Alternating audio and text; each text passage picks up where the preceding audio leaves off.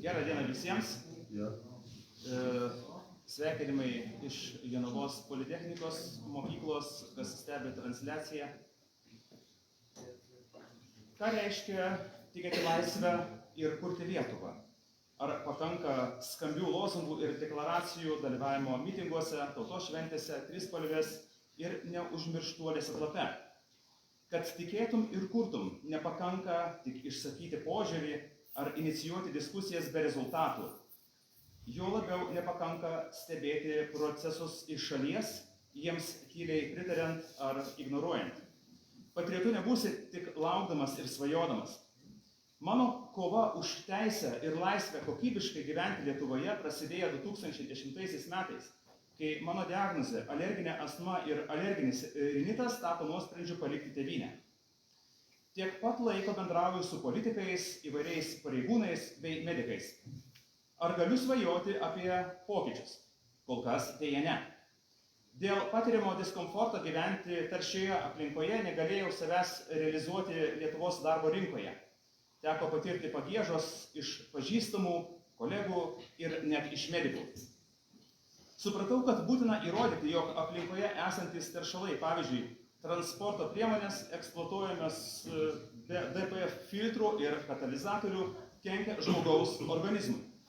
Nekyla abejonių, kad ir iš privačių namų, garažų, gamyklų, kaminų, kuriuose nėra įmontuoti cheminių medžiagų konverteriai, ką mes vadinam katalizatoriais, besiveržiantys dūmai neigiamai veikia žmonės, kenčiančius nuo astmos ir rinito.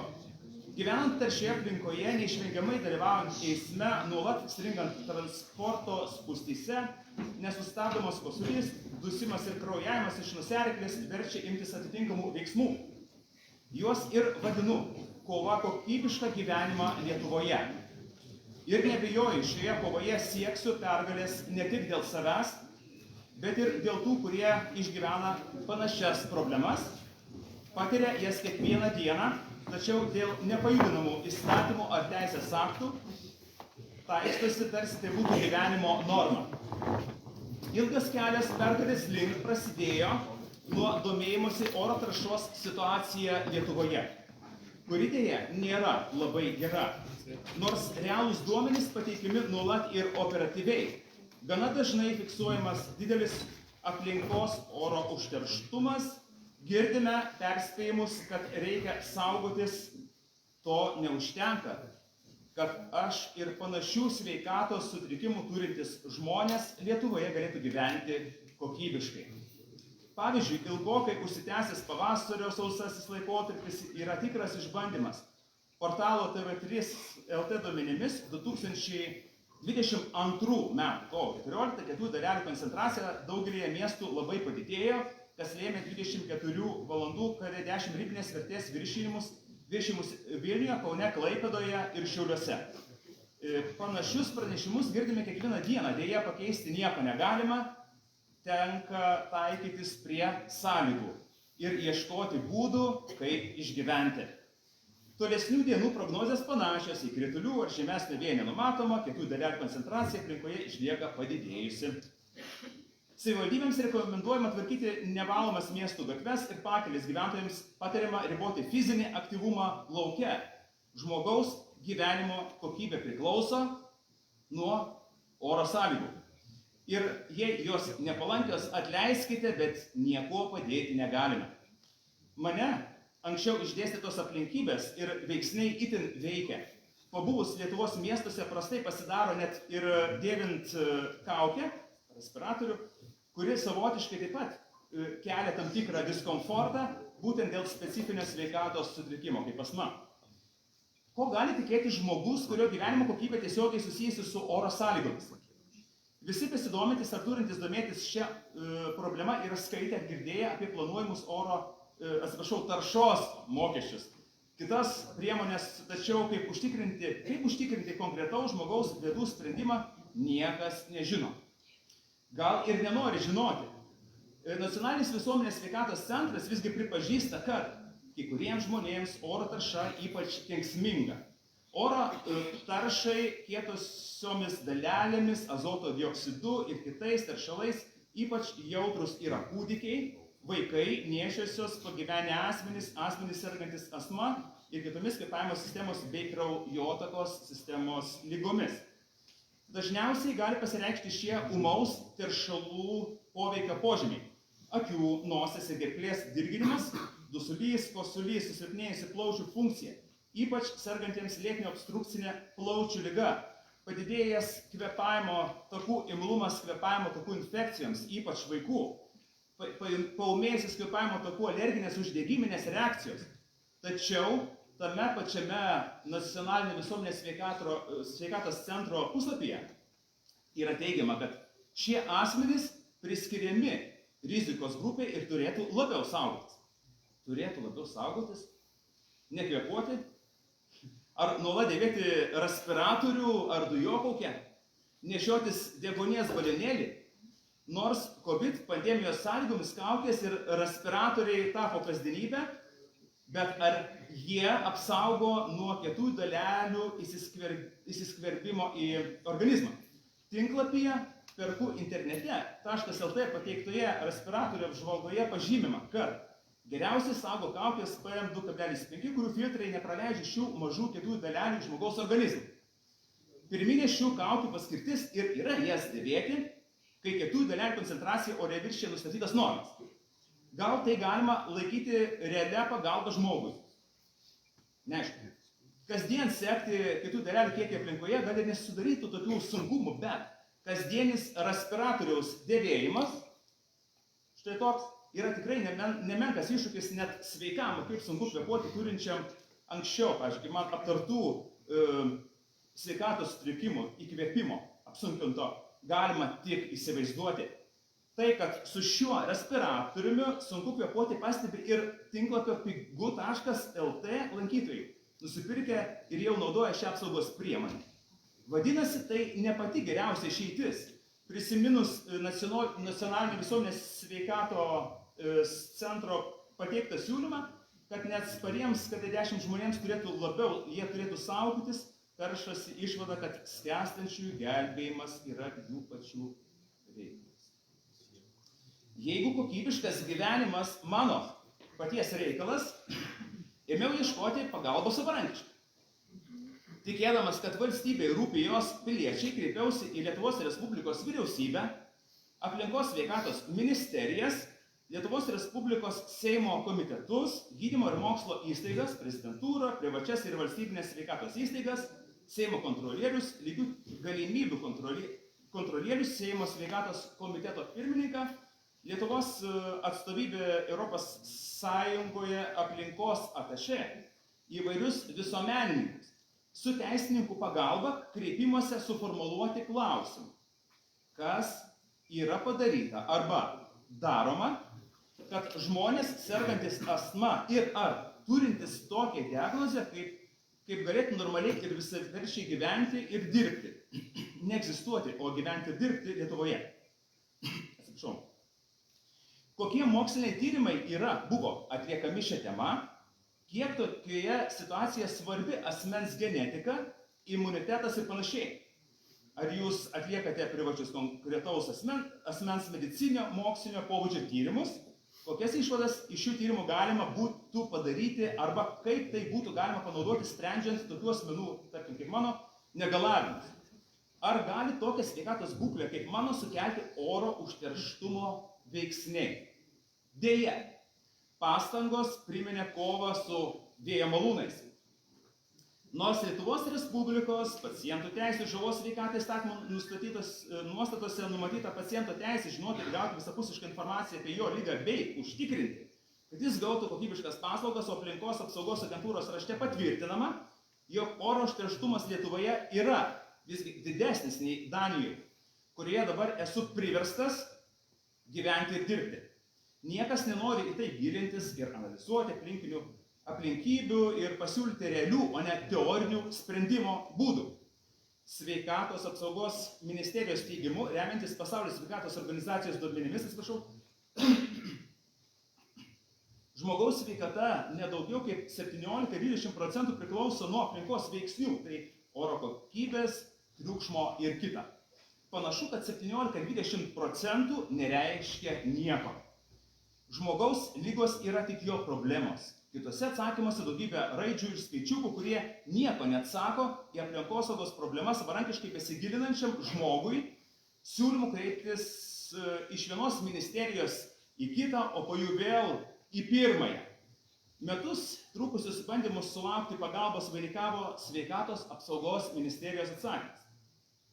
Atsižvelgiant į išdėstytą bei vadovaujantis Lietuvos Respublikos viešo administravimo įstatymo 11 straipsnio 3 dalies 3 punktų informuoja, kad jūsų raštas sveikatos apsaugos ministerijoje pakartotinai nebus nagrinėjimas.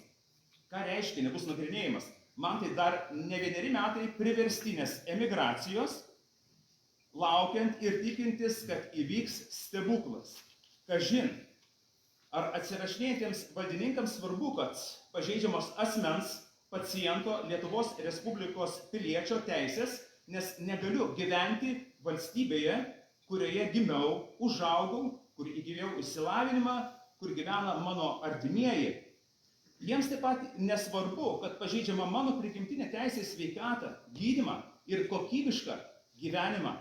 Ir nors Lietuvos Respublikos konstitucijos 18 straipsnėje nustatyta, kad žmogaus teisės ir laisvės yra prigimtinės, o 30 straipsnėje įtvirtinta, kad asmuo, kurio konstitucijos teisės ar laisvės pažeidžiamos, turi teisę kreiptis į teismą, visgi nesinori pradėti varginančių ir ilgų teisinių ginčų.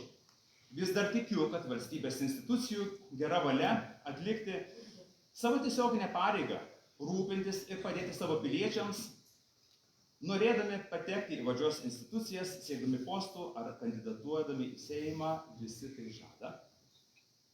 Tiesiog tikiuosi ir bandau rasti priemonių ir pagalbos, sprendžiant iš tiesų neįprastą ir keistą bei jautrią žmogaus problemą.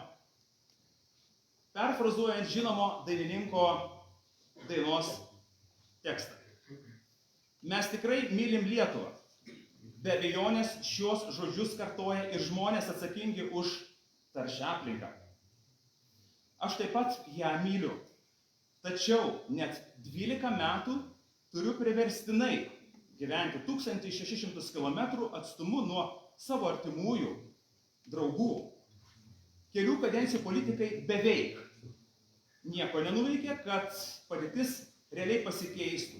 Iš kaminų virstantis dūmai būtų neutralizuojami šiuolaikinių technologijų priemonėmis.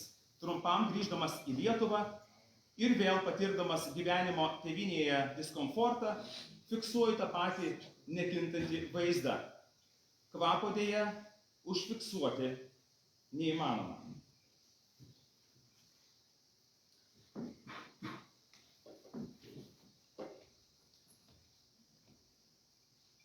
Truputį pristatysiu trumpai, esu iš prigimties, iš pašaukimo ir taip pat pagal išsilavinimą esu mokytojas, dirbau pagal profesiją Danijoje, kaip ir minėjau savo pranešime. Tradiciškai, kad teko taip priverstinai, nes tikrai norėjau, kad nenueitų veltui 9 metų aukšto mokslo studijos ir tiesiog dirbti būtent ne salotų laukuose, ką esu irgi išbandęs, kai nemokėjau danų kalbos, bet ir pasilikti scenose ir dirbant su žmonėmis, mokant juos dainuoti ir muzikuoti. Tai tą ir vadinu priverstinį išvykimą, nes kitaip Lietuvoje tikrai nebūčiau realizavęs savo kompetencijų ir to noro muzikuoti ir mokyti. Truputį pakviesiu visus įsidainavimui, nes ir mano sritis didžioji dalis yra muzikinių kūrinių atlikimas, taigi kvėpavimas, dar pakartosiu, kad tai jis yra visgi pirmiausia, kiek žmogus gali gyventi nekvėpavęs, toliau kita stadija yra, kiek žmogus gali išgyventi be skysčių, be vandens, kaip pavyzdys, kiek žmogus gali išgyventi nevalgęs. Tai aš manau, kad sutiksit su manim, kad trumpiausiai visgi žmogus nekvėpavęs Ir labai svarbu, apie ką mano pranešimas šitas ir dar toliau galima dėstyti, tai kuo aš kvėpuoju, taip pat yra svarbu. Labai svarbu mano laimė, gyvenimo kokybė, nuo to, ką aš kvėpuoju. Pavyzdžiui, transporto priemonės, aišku, noriu akcentuoti, lyginant 2008-10 metus ir šią dieną, 25 metai, tikrai situacija pasikeitus į gerąją pusę. Grįžtant čia į Lietuvą, vidurkis mano 10 kartų per metus, tikrai jaučiu pokyčius. Bet dar tenka pastebėti vieną kitą transporto priemonę, kada iš duslintuvo ką matom. Tai va tas dalykas, jis tikrai neleidžia man kaip žmogui, kaip muzikui, kaip dainuojančiam žmogui, kaip kalbančiai kokybiškai gyventi. Todėl tą ir vadinu priverstinį gyvenimą Danijoje, kur nevartoju jokių hormoninių preparatų, kurie buvo skirti ir man asmeniškai nepadėjo. Buvo įvairūs šalutiniai poveikiai, kaip kraujavimas iš nosiaryklės ir tie inhaliatoriai būdavo, kaip sakant, ten 5-6 kartai dozavimai ir jie nepadėdavo nuo kosulio. Dabar, kaip matom, tas liudijimas yra tikrai kalbu ir balsas šiek tiek pastrigo, bet vis tiek galima dirbti ir gyventi. Ir visgi visą auditoriją pakviesiu atsistoti ir įkvėpsim orą ir truputį prieš muzikinę programą atsistojam. 1, 2, 3, 3, 2, 1. Įžanga, truputį pajudėsim. Ir kaip chore, tikriausiai įkvėpiam, sulaikom 2-3 sekundės ir bus šioks toks įsidainavimas į įžangą klausimui, kad truputį sujudint mūsų jusles. Pasiruošę, įkvėp orą šiek tiek sulaikyti ir šiek tiek garsiau, gerai, kad 1, 2, 3 ir. Gerai, neblogai, dar drąsiau. 1, 2, 3 ir. Ir atiduodam desant deginį. Gerai, dabar atkartosim tą kelių skiemenų frazę kaip gera kvėpuoti kartu choro. Ir kaip gera kvėpuoti. Neblogai, dar kartą gyviau. 1, 2, 3 ir. Kaip gera kvėpuoti. Ir paskutinė frazė mūsų tai būtų gera gyventi. Ir. Gera gyventi. O dabar apie manęs. Ir. Šaunuoliai, nuostabus choras iš tikrųjų. Na ką, juoda, balta, krūvės. Atsitieskit, kvėpuokit, nesužduskite. Taigi, girdėjote Ramūną Skyrą, kuris iš